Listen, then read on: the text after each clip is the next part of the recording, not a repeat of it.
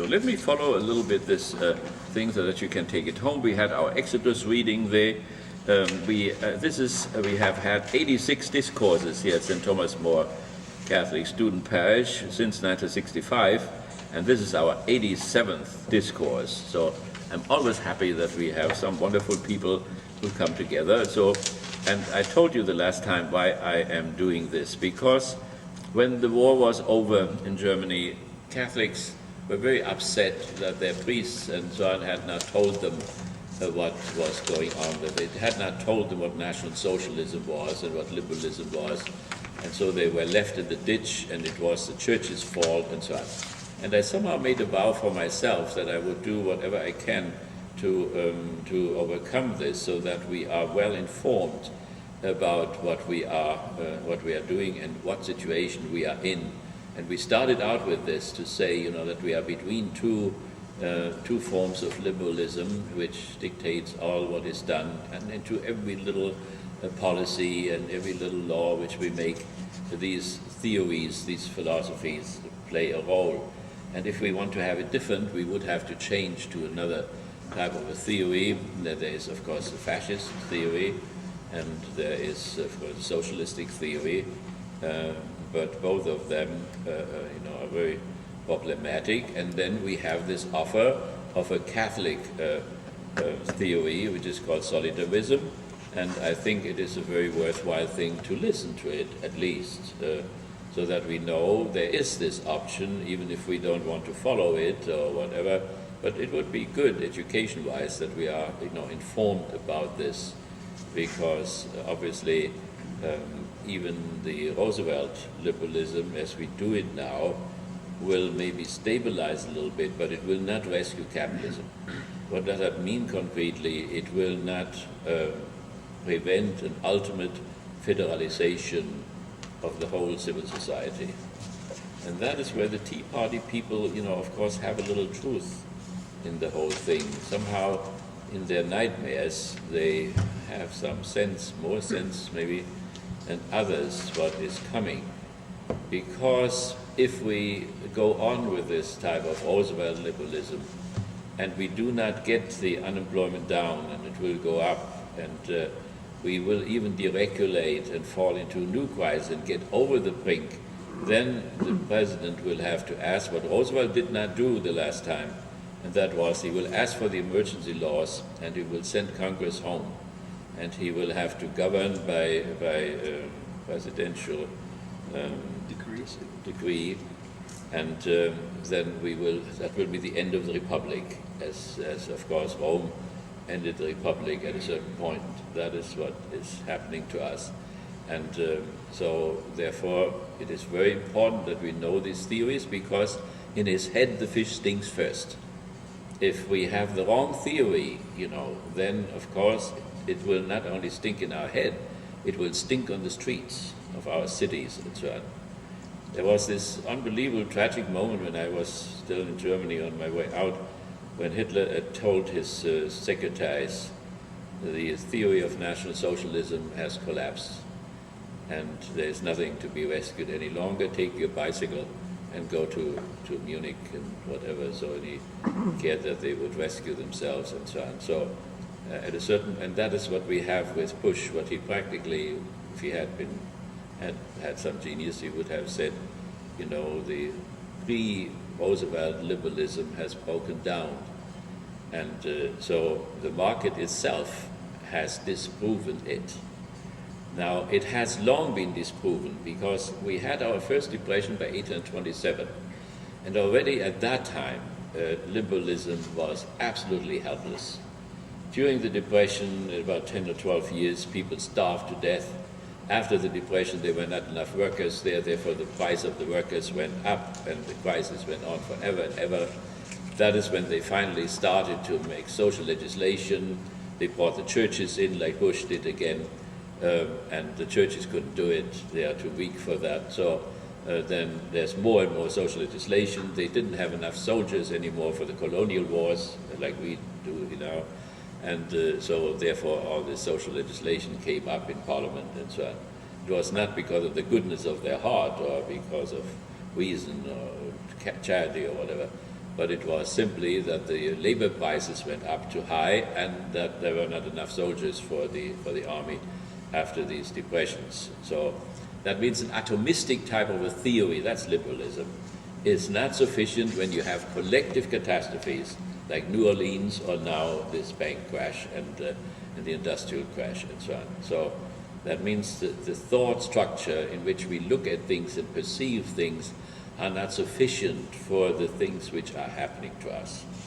Now, I don't say that solidarism, will do that. All what we want to do is to look at another well thought out, fundamentally Aristotelian type of a construct, which the Pope thinks, and the leadership and so on, that it would be an option, between liberalism on one side and socialism, to which we don't want to go and he doesn't want to go. Now, maybe we do have to go, but before we do that, it's very good to see that there is such an option, and that this option, it doesn't hang in the air, because it has already influenced the first the social modification of liberalism. Can it be modified further so that the element of solidarity, which is missing now, could be included into it? Could Obama do once more what Roosevelt did and take also another element of not quadragesimo anno, but now on this year, charity in truth or whatever, namely this idea of solidarity, and that could of course help. But it would not be only Obama, it would have to be the masses of the people would have to think solidarily. But because now what we think is, why should I pay for other people's health insurance? Well, they may get a heart attack, but that's not my heart attack. So I don't think I will get a heart attack. I think I'm eternal. Only other people get a heart attack, and I'm not willing to pay for other people's heart attacks. Or, I worked hard, and therefore I have health insurance with my job, And these bastards, they're lazy, and therefore they don't deserve any health insurance. Doesn't St. Paul says, who does not work should not eat. It's the only Christian word which they got from Christianity in order to cover their capitalistic system. So, but this is how the Tea Party people, how they think, And so in a loving way, without irony and without hate or whatever, to do what we can. And that we all can do. We are powerless maybe, but we can all speak, and we have all friends and relatives and so on. And so in a mild and friendly way, sometimes one cannot say anything at all because there is such a wall of stupidity and one cannot break through. So then one just drinks coffee or tea or beer or whatever. But maybe sometimes a little bit opens up, and then one can do little things. And these little things may not be so unimportant.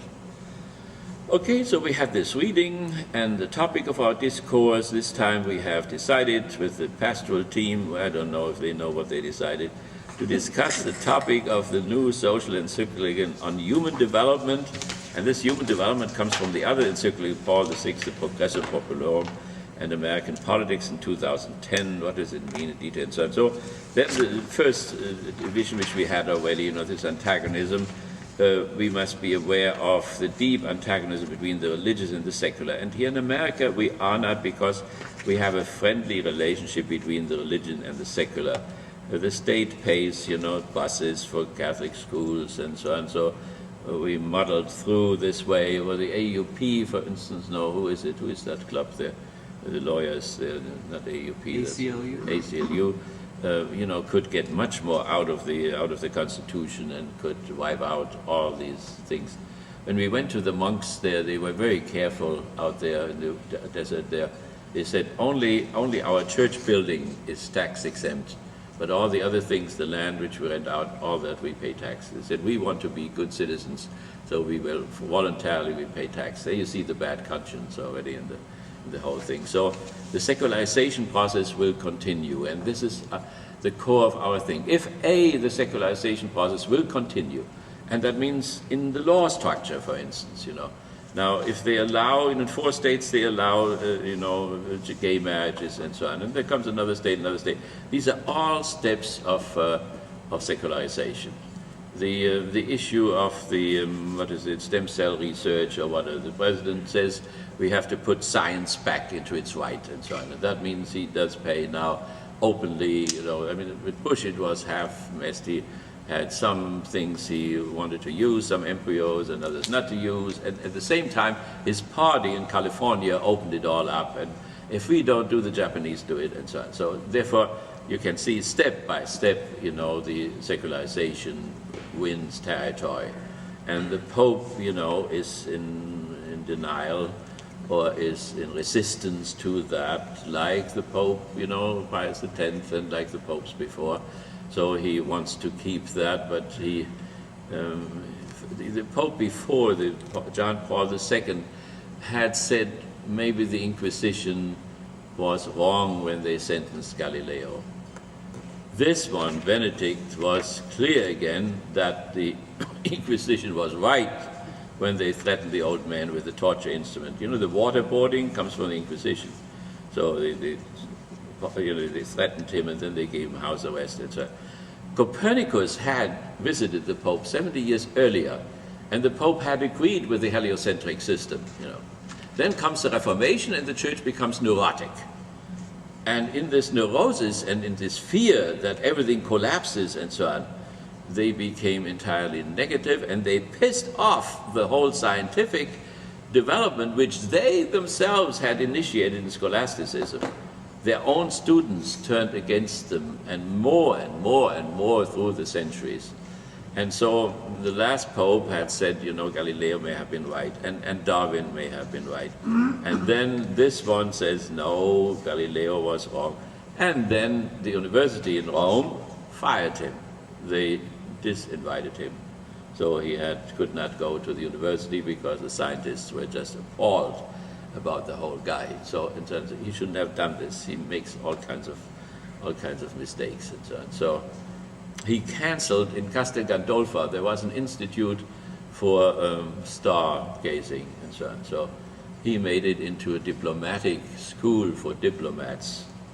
It would be good, you know, to get one thing straight first and get the more peaceful relationship with the scientists. Pius XII, you know, by a priest in Belgium, Messier, discovered the Big Bang. In the meantime, the Big Bang has been accepted by all scientists. But Messier told Pius XII he could not use his discovery of the Big Bang in order to justify creationism and so on. So it's very difficult, the whole thing, right? So therefore it would have been good to have an institute in Castel Gandolfo which would be concerned with his sciences. And maybe, you know, with this diplomatic stuff, do we really need a nuncius in every country? Does the nuncius really have to walk before the diplomatic corps in Madrid and Berlin and everything? You know, is that really? And what kind of a situation do you come, you know? The Pope had condemned, both popes have condemned the wars against Iraq, the first and the second one, because it is against the 7-point Augustinian just war theory. Churches, the World Council of Churches have done the same thing. Then what does the Pope do, the Benedict? He goes to the White House and celebrates his birthday there and shakes the hand of the mass murderer. Now, of course, if you have a diplomatic corps everywhere, you cannot act otherwise. You cannot fly into Washington and then, you know, talk to your people, and then the president comes to the airport. You cannot say, I refuse now to shake your hands. I mean, that would be a catastrophe, you know, and would it be a signal, or, you know, what would it be? I mean, so therefore, some of the martyrs, Father Delp, whom I knew in Germany, who was executed as a member of the Kreisauer Kreis by Hitler because he was thinking what Germany would become after Hitler was gone. That was already a crime, you know. He wrote to his Jesuit brothers. He was a convert to Catholicism and then became a Jesuit, and he said, you know, we have to stop this whole diplomatic stuff, you know. Just let's become simple and follow the Sermon on the Mount and not this diplomacy and so on. Because of diplomacy, the Pope did not speak up for the Jews and so on and so on. It handicaps the people, you know, the Pope in what he has to do. So So this religious secular, as Americans, we have to become very much aware of this. On one side, many religious people came to Pennsylvania and to Virginia and so on and so on. So civil society has had always religious people, and some were very honest and wonderful people, Bible-reading people and so on, Catholics and Protestants and so on. But our state is a secular state. It's the first state without religious legitimation. The name God in the Declaration of Independence is a deistic God. It is not the God of the three Abrahamic religions. He has created and he has left. He is not present. For all practical reasons, God is worldless and the world is godless. It is totally open for the bourgeois regime, for colonialism, for getting cheap labor, for any crime, because there is no objective, absolute norm by which the bourgeoisie is bound. That is the relativism of the bourgeoisie, which the Pope condemns. See, he has a point in some ways, you know. We just have to see both sides what the point is, you know. So, and he has to express himself a little bit clearer, I think. So, nevertheless, we have to, and this is true for Christianity, it's true also for Islam and for Judaism as well. September 11th would not have happened if the jihadists had not been afraid of secular modernity. You have to think, you know, what bin Laden, who studied in Boston, what he saw, you know. And on one side he says Americans are tender and beautiful people. He has said this, you know. On the other hand, he saw the girls with the short skirts. He saw the unbelievable abortion number. He saw the unbelievable divorce number and so on. And he said, this is not what we want to have. And something much more dangerous than all this together is when you go to our universities, you are trained in instrumental rationality. The Quran and the Torah and the Quran rests on communicative rationality. As these Muslim students go into that instrumental thinking, they lose the capacity of understanding what the Quran or any religious things are all about.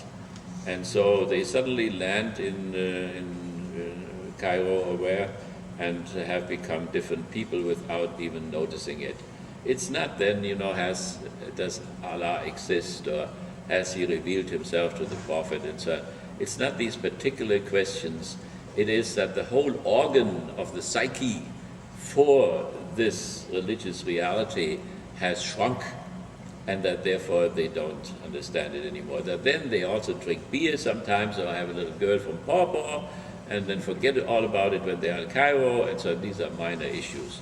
What has happened to them is, you know, that they can, as so many other people in the West, that they cannot understand anymore what this whole thing of the Holy Quran is about. And so that is what the Pope is afraid of, and that's what the mullahs are afraid of, that the rabbis are afraid of. So it is it's important, you know, that we don't get stuck with little things. It's not this or that law, you know. I mean, by 1880 we have to be decided that we have divorce, you know. According to the New Testament, you cannot have divorce, you know. Jesus is very clear in his theology that, you know, if you divorce a woman, you make her into an adulteress. If you marry a divorced woman, you live in adultery. If you have to divorce, then because of adultery or whatever, then you know, don't get married again, live like a eunuch for the kingdom's sake, and so on. So all these things are clear on one side, and then there is the, you know, there's the law of Michigan, and the law of now Spain finally came to, and Ireland also. So you see how this secularization process cannot be stopped. And if that is true, and it is true at the same time, that at least in the last 6,000 years, the world religions have made a contribution to the humanization of man, from the barbarization to the civilizations at the Tigris River and the Nile River and the Indus River and the Yellow River. These are the four great centers with the what we call the axis time of Jaspers. From that time on, about 6,000 years, the religions have made a tremendous contribution. So if they would simply be lost, you know, the trend to barbarization, re-barbarization, I mean, Abu Ghraib is barbarization, you know, Guantanamo Bay is barbarization, cannot be stopped. So therefore the question is there something to be rescued from these great world religions into secularity? It has to be a test, What cannot be translated, secularity will get lost. And therefore we have to see what can be translated, what can be rescued. Look at Obama, Obama did not grow up as a religious person. He became religious only in Chicago when he saw these churches who identify with the people in the slums, and you have that one minister there whom he had to push in the background a little bit, but who was responsible for his transformation. So he appears now like a secular person, but this secular person has still religious motivations. And other people will have humanistic motivations, and they will do good things. That is what the future will look like. So, so the Pope will not get through with this. But the question is he not right in some things? And if he is right in some things, then I think it would be better to preserve it. So it's not a question, are we afraid of whatever? I don't care if my 3 volumes will be excommunicated or not. I couldn't care less. I mean, St. Francis, but not St. Francis, but Master Eckhart is now excommunicated for 800 years. I think he feels quite good.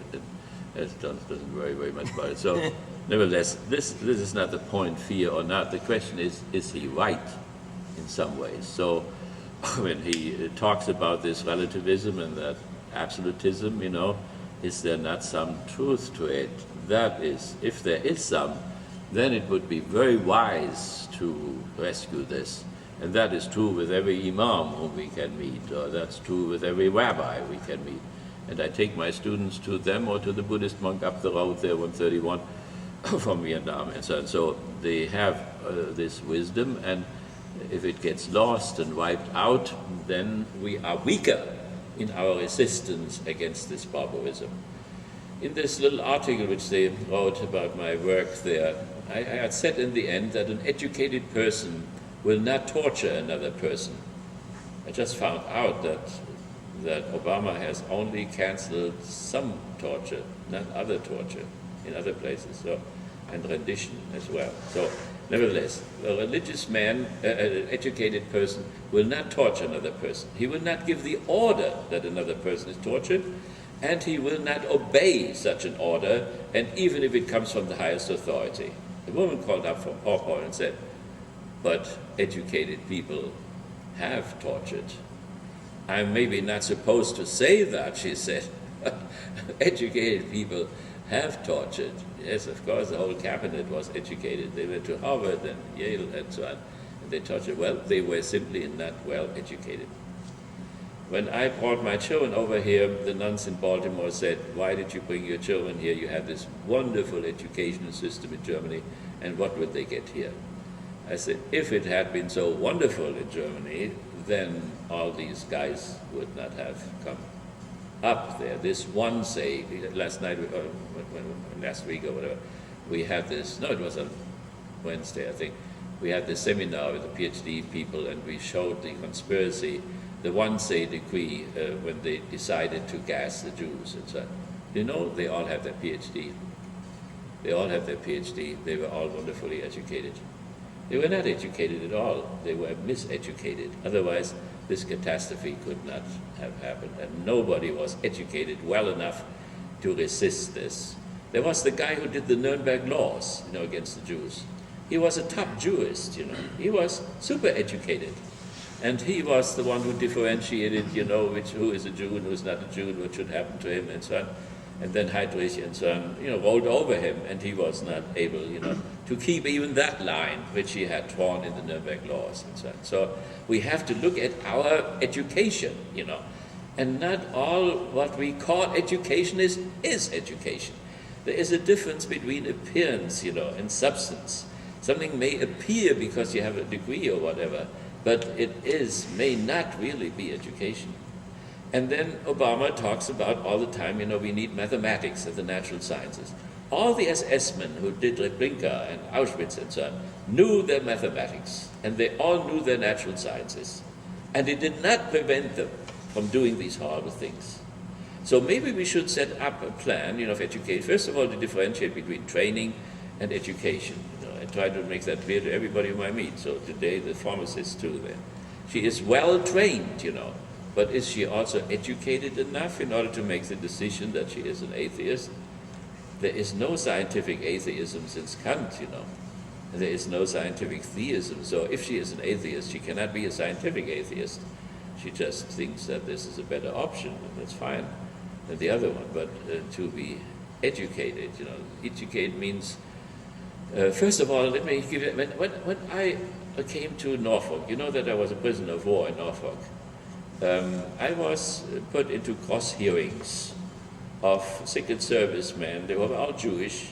They all spoke German much better than I did, and they knew Frankfurt better than I did. And they never tortured anybody. They were not only well trained how to investigate, but they were also educated. So what does that look like?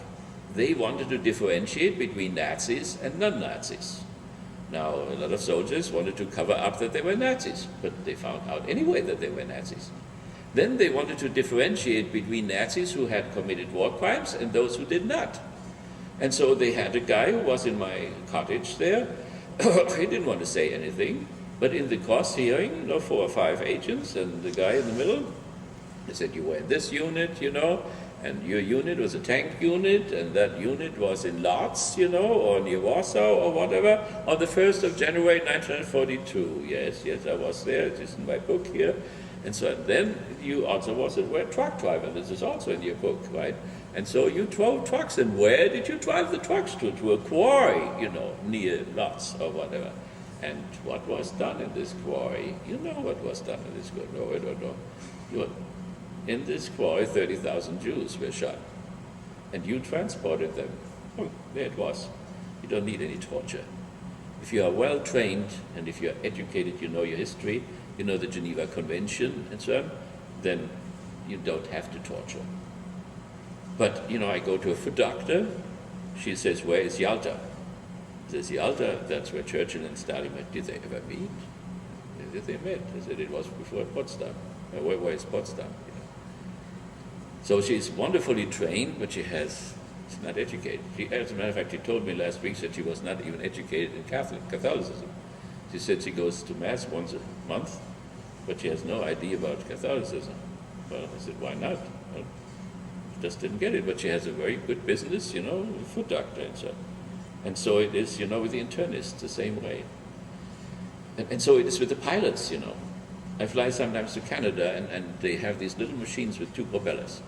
And in the middle of the storm, I fly from St. John to Fredericton in the middle of the storm. So we sit there in the cafeteria and say, do you have to fly this storm? We can stay overnight. No, we have to fly. And so then they fly, I'm the only passenger in this whole damn box there. And it goes up and down and so on. And they fly over the mountains and it snows outside. And they wonderful pilots, But when you ask them who owns their company, it had just been bought up by a guy in New York. He bought up all Canada Air. And they had no idea whose slaves they were. They didn't know for whom they made the profit, or how much surplus value they got from them, and so on. Nothing at all. So therefore, we have to differentiate between training and education. And then what do we take as the standard of education? That we, for instance, that we do not torture people, we don't gas people, that we do not hold people in contempt. So, I worked with the American Army, and the officer generals came to my wedding, and because my wife was an American citizen, and so on. These people came from West Point. They could read Caesar in Latin, You could really talk with them. They had a humanistic background and were officers. And I think what happened, it was in Vietnam or whatever, when we started to fight undeclared wars, got involved in internal wars and civil wars between the proletariat and the owners, and suddenly, the army had to do things which they were not trained to do, and which, as educated people, they could not do with good conscience. And this situation continues. So this is what we have to look at. Okay, but we have only a very small thing here before us, namely can this Catholic solidarism, fourth of our population is Roman Catholic, a fourth of the two houses are Catholic. How did they use recently, in terms of they jeopardized the whole health plan because of emphasizing that abortions should not be paid for. Now, there must be a better balance. One cannot sacrifice a whole health plan, which is to cover 40 million people, of whom many will die if they don't get that health plan, because one wants to protect embryos. One should be consistent. If we want to protect embryos, we also must protect ex-embryos who will die when they don't get a health plan. And we are the only country which doesn't have any. So this, means education. And so the president read here, our president there, he read the article and he said he was in full agreement. It's very nice. Is he in full agreement? Now, will he act according to it, when these questions become concrete, Or will he also think that the main thing what we need is mathematics and the natural sciences? And, or that there is something else in real education. And only phony one. Okay, so that is this religious and the secular thing. The bishops are not allowed to tell their believers for whom to vote, so we have separation of church and state. They can only speak about the principle which should govern the political behavior of the believers, who are at the same time citizens in the first secular state, which are these ethical principles the bishops are concerned with, particularly the Bishop of Rome, the Pope Benedict XVI. So what if he has this absolutism? I think we should understand that. Now then we should also ask why secular people are relativists and why that has developed in that way. We have to see, particularly in this country, the bourgeoisie did not produce a secular state or separate between church and state because they are bad people. They did this because there were 200 years of religious wars. The war 1618 to 1638, all of Europe, there was not one village which was not devastated. Protestant, Catholics slaughtering each other. When the bourgeoisie came in power, what else could they have done? If they wanted to create a stable state in France or in England or here, they had to secularize it. Otherwise, they would have in the underground a continual civil war.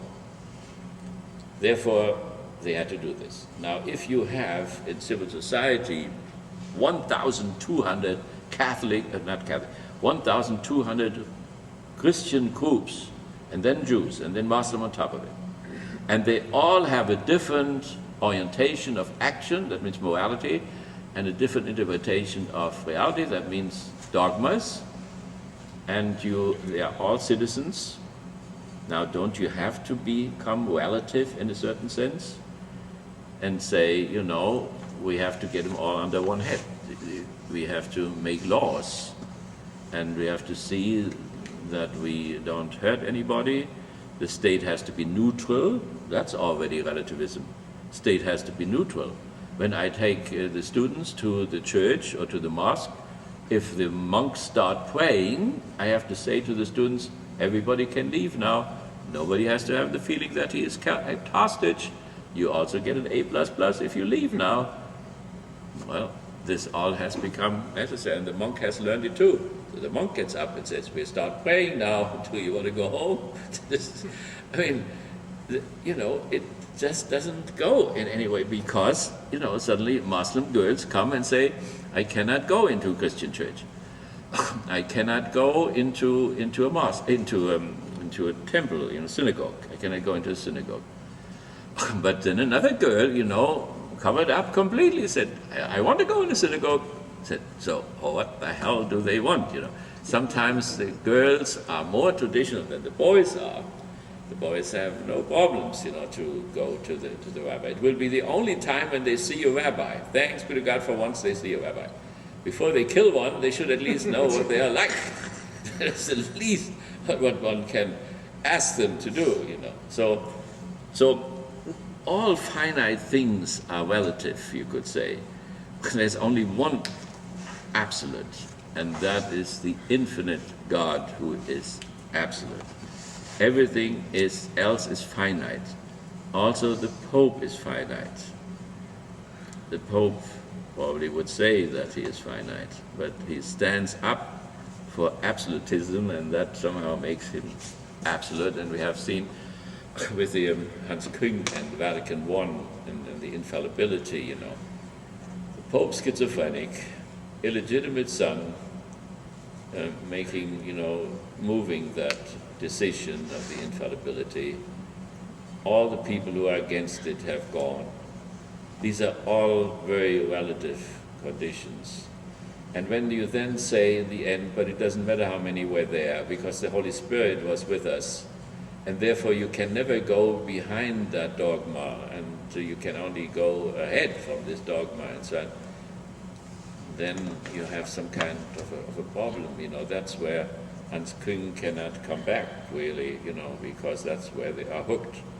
So I think one should admit that there are relative things, and that also the Church participates in this relativity, that circumstances, laws are sometimes made in certain circumstances, and for instance, the Church always had the trick, I would almost say, of epikeia. I don't know if you know what epikeia means.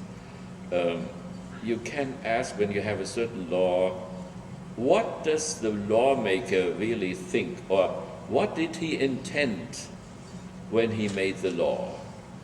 Did he really intend that I should, stay with this cruel husband or whatever? The lawmaker did not know all the situations in which the law would become operative. So what would he have really said if he had known my situation? This is a totally fair thing, and every father confessor in the Roman Catholic Church has learned that, the epikeia idea, you know, and that is something very relative. You have an absolute norm, but the situations are relative. So therefore, you know, the birth control thing should never have become a problem, you know, because for 700 years they repressed Thomas Aquinas' idea of the erroneous conscience. That means you have to follow your conscience and not the teaching of the Church. On Judgment Day, you cannot say, my Pope said this or whatever. The question is what your conscience told them. And that is what Thomas taught and what they should have taught. Then they taught it. After the capitalists put the workers on the bill with $10 million, suddenly they began to talk, but it didn't help anymore. And people said, why is my conscience then erroneous? We didn't understand it. If they follow the conscience, why it's erroneous? It's erroneous because it contradicts the teaching of the Church. But, you know, sometimes obviously the teaching of the Church can be wrong as far as individual cases are concerned, and that means some relativism. So we have to find out how we can mediate this absolutism without which everything may fall apart, and, you know, the relativism of the positivists, of the naturalists, and, you know, everybody who's around really is a relativist, you know. Is it worthwhile to rescue some of the absolutistic things? For instance, should not be the sentence, you know, love your neighbor, he is like you. Should that not be one absolute thing which should be valid under all circumstances? You know, just ask it as a question. So what we do here is we do not think that the Pope is stupid. We think that he's a serious man. I don't think he's a sadist or whatever. He has problems, but, you know, if he has something really to say and to contribute to the discourse, one should listen to him, you know. But see, what the priests here were afraid of is that if people would hear social encyclical, you know, Pope, they wouldn't come. And what the Jesuits were afraid in Baltimore 40 years ago was the same thing. Now, what does that say, you know, about the condition of our community? So, I mean, our position maybe should be that we say we listen to the imams and we listen to the popes and we listen to the rabbis because we need all the help which we can possibly get, because the situation in which we are is not a very good one at this moment. And so we need a better theory, because the theories we followed for centuries, liberalism, both forms, has become obsolete. And it does not help us anymore to see things adequately and to produce the adequate policies. And so there is another alternative here. And maybe it gives us some thoughts. That is all. New Papal Encyclical, Veritate 16 has written a new encyclical, so we still remember all the 6 social encyclicals, so it was before. It's a whole tradition which goes back to 1891. So also this tradition has some values, and we mentioned quadragesimo anno and so on. And then there is a political theology, and we can do that the next time and continue so that we punctually. And you know, if you want to, we can, in order to cover the other side, what our political reality is, take some things, you know, we can take that Wall Street movie there, but we can also, which would be more adequate, some of the more things there, and discuss them a little bit, even if we have seen it already, to analyze them a little bit better in order to become sensuous, you know, to really see what our problem really is. And it is naive what war does. It's simple, it's childlike, it's not very reflective, but in his childlike way, you know, as a boy from this area, he does show some things, and if they are analyzed through, they can be helpful. So then we can get these two things together and can see if these ideas which the Pope has to offer, if that could be helpful in our present situation. And we can do that in a very loving way in all directions. Thank you for coming. It was wonderful. We made history today. Yes, even when they locked us out, I think they did not intend to lock us out. It was unintentionally. But Father Ken will go to purgatory for this, at least. He has to work out this. Yes. Yeah, he has to work it out. Does anybody come and lock the building that night? I don't know, they forgot it. They just forgot it. They do this all the time. Yeah, they forget it. You have to think, you know, they fight it. It's a struggle which they have to do. It's not an easy job they have. There are all these little Polish Catholics coming from Detroit, you know, and then they are thrown into this secular type of a campus, you know, and they have to weather the storms all the time, or they don't come at all, you know. I wonder what they spend for pizzas, you know, to get these guys here. You came without pizzas today. You had higher motivations. Yeah. You get Roadhouse on the last day, right? Yeah, we have Roadhouse on the last day. Okay, thank you for coming in. Just tell them whoever else. To do this with? Yeah. Dr. Siebert, how devastating was that of the Supreme Court No.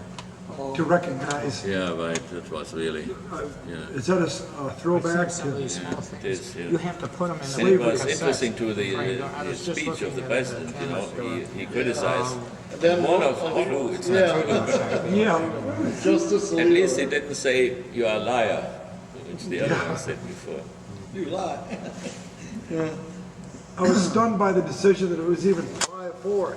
It would have been 2-7. Well, I mean, there were 8 years, you know, of conservative presidents who filled these seats with their own people, at least 2 of them, 3. That's like a throwback to slavery, really. Okay, thank you for coming. Night. Good night.